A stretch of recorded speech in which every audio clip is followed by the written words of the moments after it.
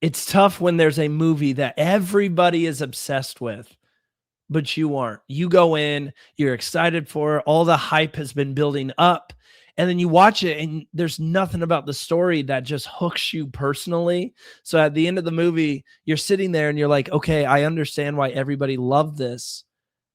I thought it was okay.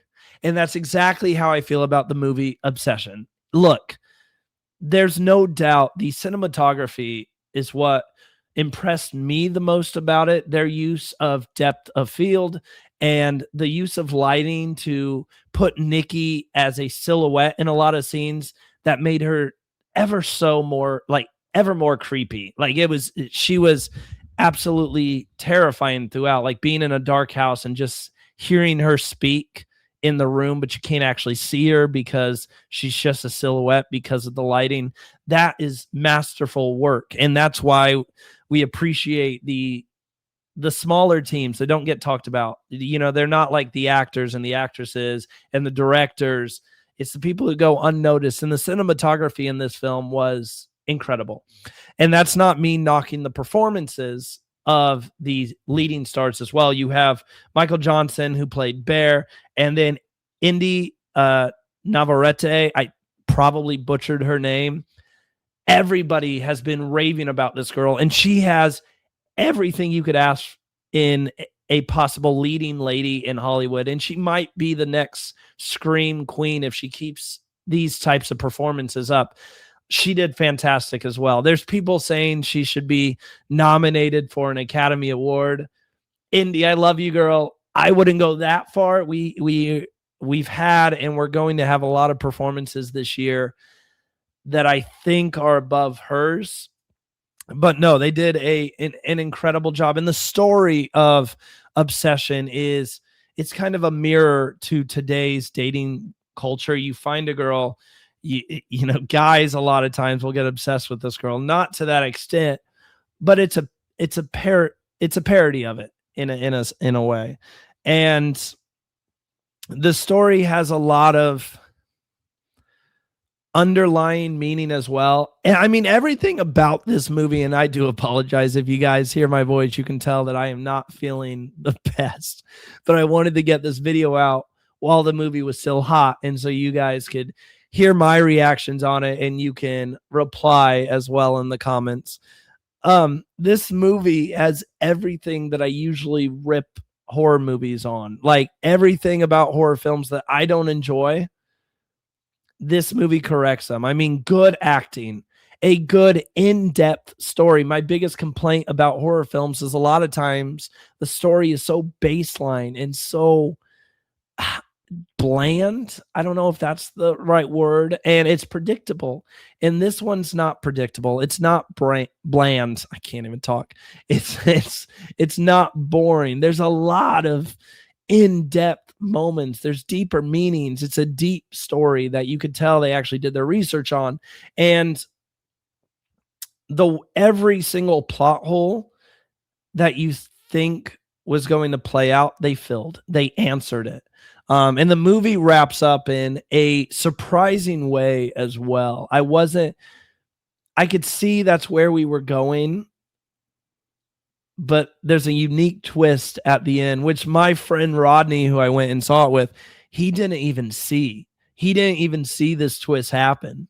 I had to say, "Oh, did you see this moment?" And he was like, "No way, bro. That adds so much more to the story." I said, "I know."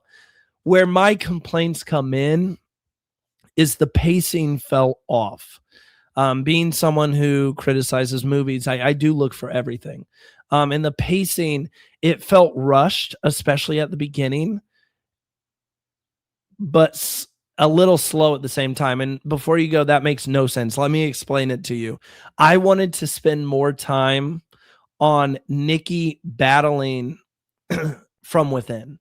There were hints of it at the very beginning where she would snap back and they kiss, and then out of nowhere she goes, "What? Whoa, whoa, whoa, whoa." And she steps back.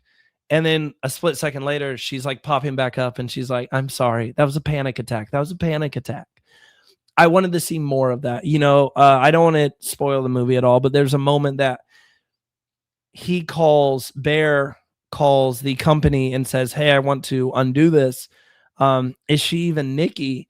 And the guy on the phone, who my friend thinks is the devil, he says, "Do you want to talk to Nikki?" And you just hear screaming. And then the one scene, small spoiler alert, the one scene that the line really hit on is when whoever is possessing Nikki's body is asleep, and Nikki speaks through her sleep, which earlier in the film, the possessed Nikki says, "I don't like sleeping. I'm scared of my dreams."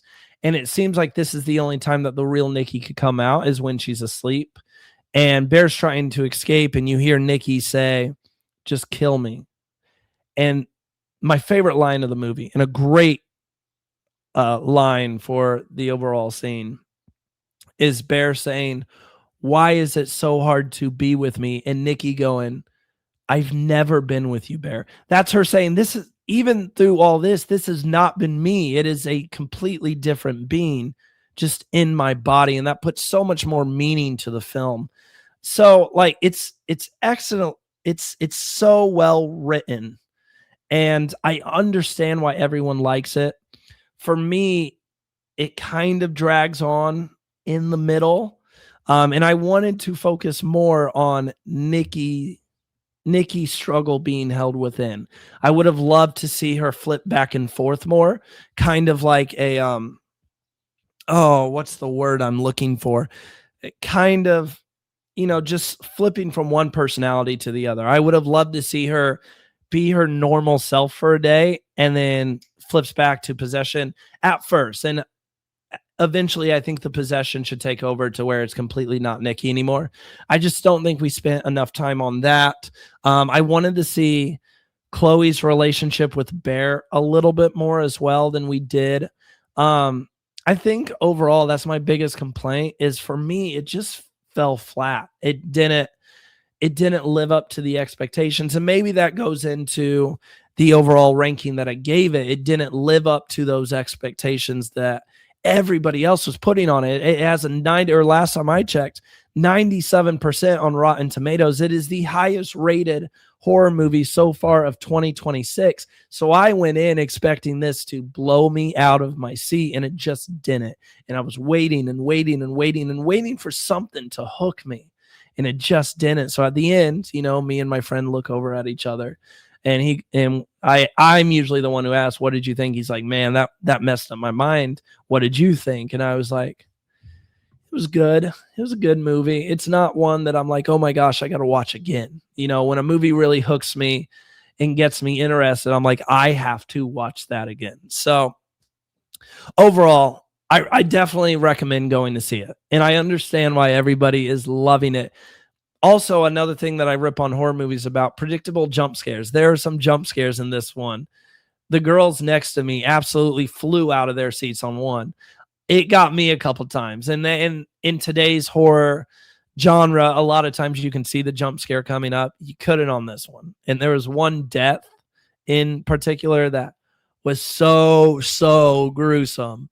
So it's a good horror film, and I definitely think all of you guys should go and see it. On Letterboxd, go ahead and check out my Letterboxd. The link to it is down below. I post written reviews on there. I have lists, like you can see my current rankings of all the movies I've seen in 2026. This ranks 11th out of, I believe, 23 movies that I've seen so far.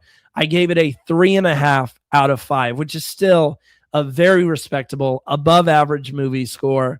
I don't think it's going to end up being my horror film of the year that I like. I enjoyed Primate more than this. Hot take, but I really enjoyed Primate and what they did with that movie. But other than that, I mean, this is, if you count Send Help as a horror movie, that'd be my second favorite, and this would fall in my third. So let me know in the comments. Cinema is all about discussing which movies you like, which movies you don't. And sometimes you come across a really, really good movie that you just don't enjoy personally. And that's exactly what we had here. I mean, I enjoyed it. Don't get me wrong, but I don't think it's a cult classic. I'm not going to be looking back in 30 years and telling my kids about Obsession, one of the best horror movies of all time. Like I just don't see it like that, and I think people are overhyping it just a tad.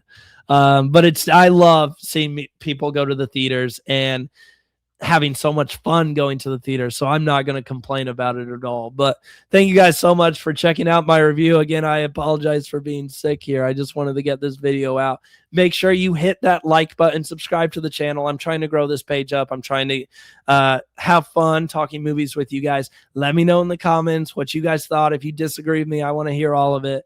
And definitely check out my social media pages, Letterboxd. All the links are in the description down below. Have a great day, guys.